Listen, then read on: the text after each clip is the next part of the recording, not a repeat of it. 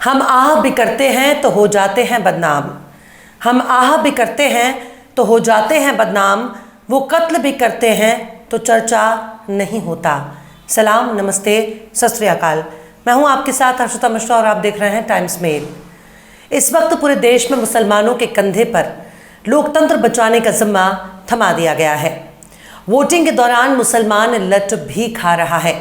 Voting के दौरान मुसलमान बेइज्जती भी बर्दाश्त कर रहा है। उनके वोटर आईडी और आधार कार्ड फाड़ने की घटनाएं भी सामने आ चुकी हैं।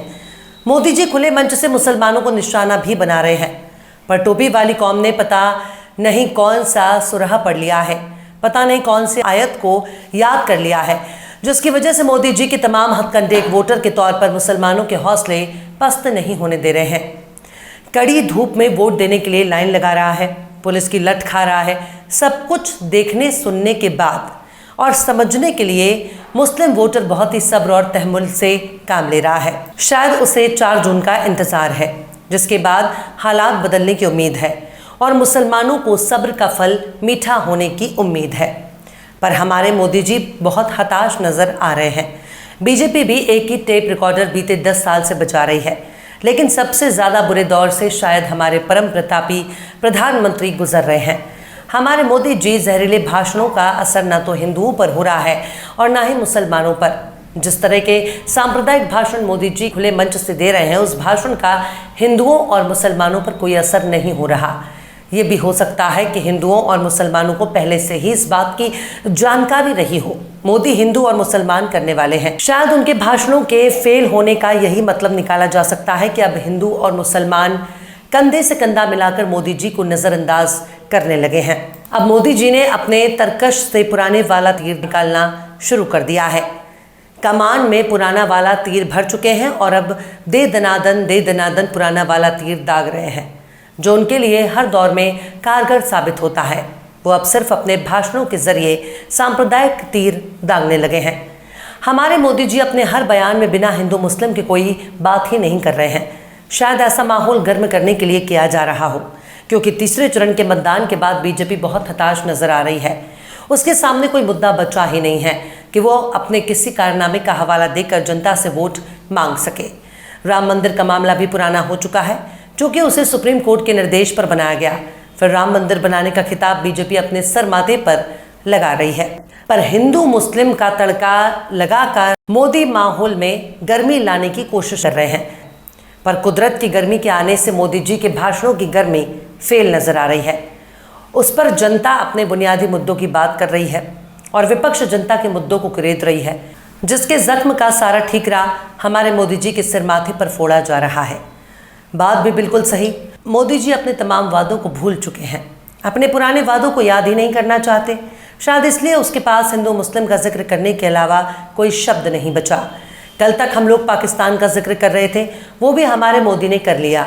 कल तक हम लोग रोने धोने की बात कर रहे थे, वो भी बिल्कुल सच साबित हुआ।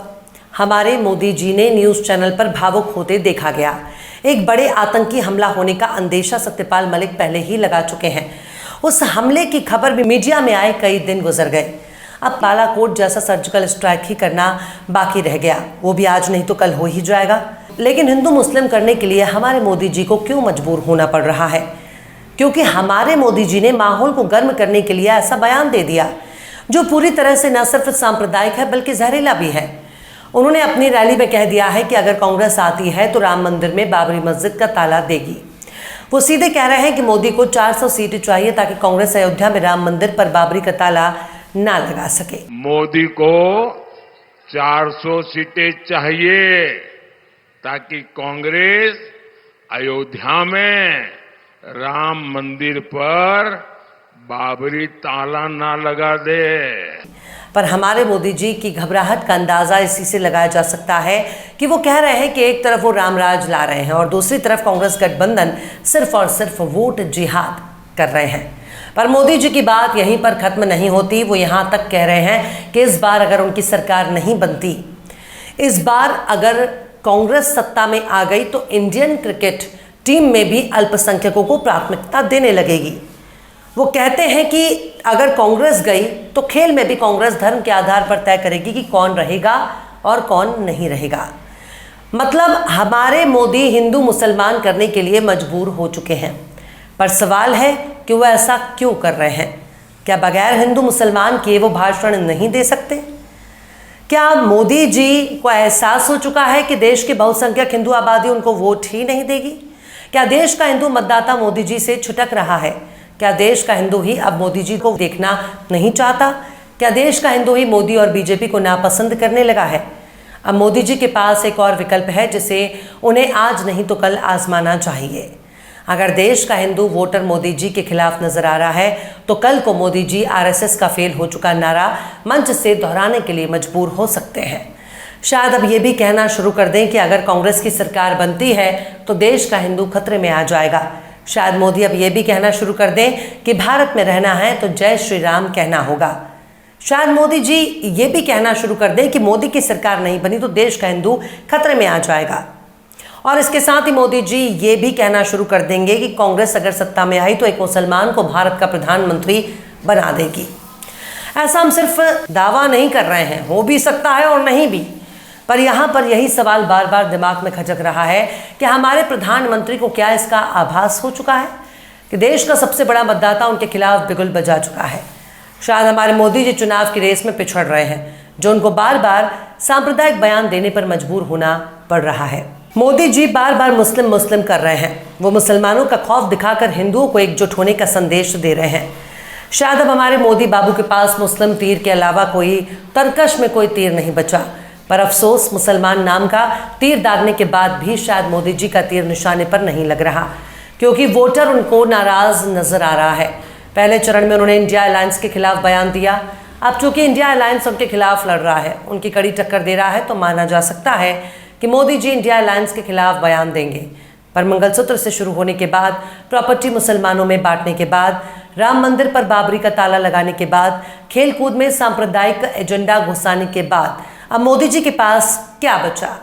बीजेपी और नरेंद्र मोदी के सामने सबसे बड़ी दिक्कत शायद यही है कि बीजेपी का कोर वोटर उतना उत्साहित नजर नहीं आया जितना वो 2014 और 19 में उत्साहित नजर आ रहा था। खासकर तीसरे फेज की वोटिंग के बाद तो बीजेपी के वजूद पर भी सवाल उठने लगा है।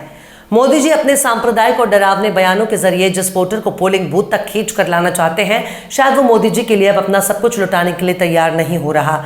कई राज्यों में चुनावी लहर कुछ और ही हालात बयां कर रही है। जिस यूपी में बीजेपी को क्लीन स्विप बताया जा रहा था, उस यूपी में अब एनडीए और इंडिया गठबंधन के बीच कांटे की टक्कर देखी जा रही है।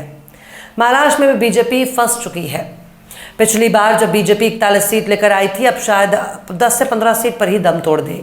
कहीं अगर महाराष्ट्र में उद्धव ठाकरे की लहर दौड़ गई तो फिर जितने भी नेताओं को शरद पवार और उद्धव ठाकरे से छीन कर लाए हैं वो तमाम भी धराशायी हो जाएंगे। अगर बिहार की बात की जाए तो बिहार का पासा ही पलट गया।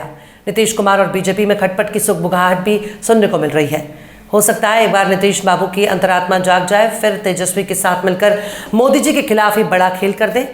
ये भी हो सकता है कि 4 जून के बाद नीतीश कुमार बीजेपी के नरेंद्र मोदी के बजाय तेजस्वी यादव के साथ खड़े नजर आए।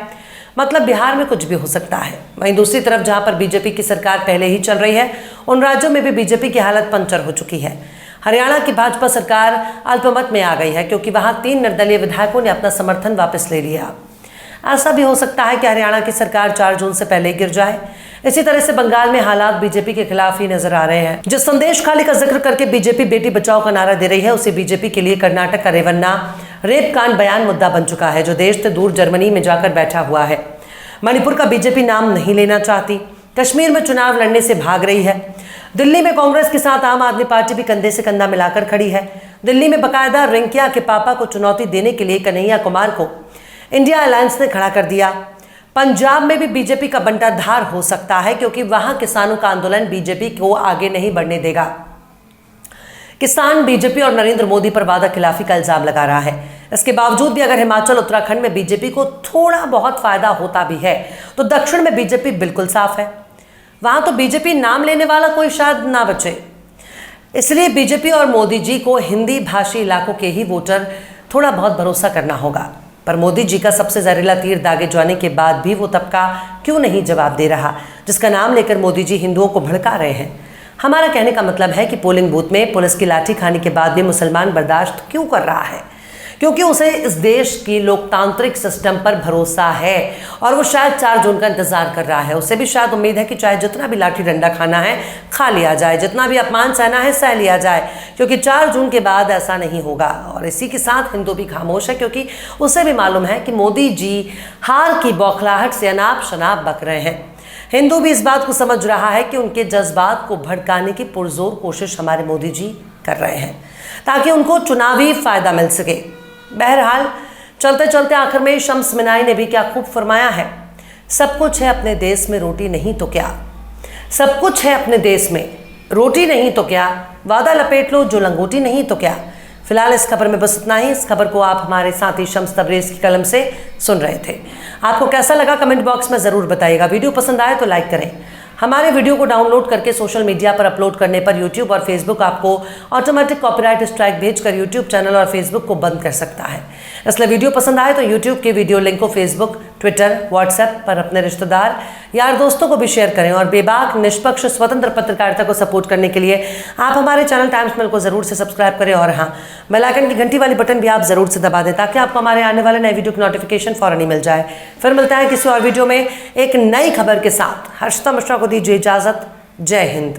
अगर अभी तक आपने हमारे चैनल टाइम्स मेल को सब्सक्राइब नहीं किया है तो जल्दी से सब्सक्राइब कर दें और बेल आइकन भी प्रेस कर दें।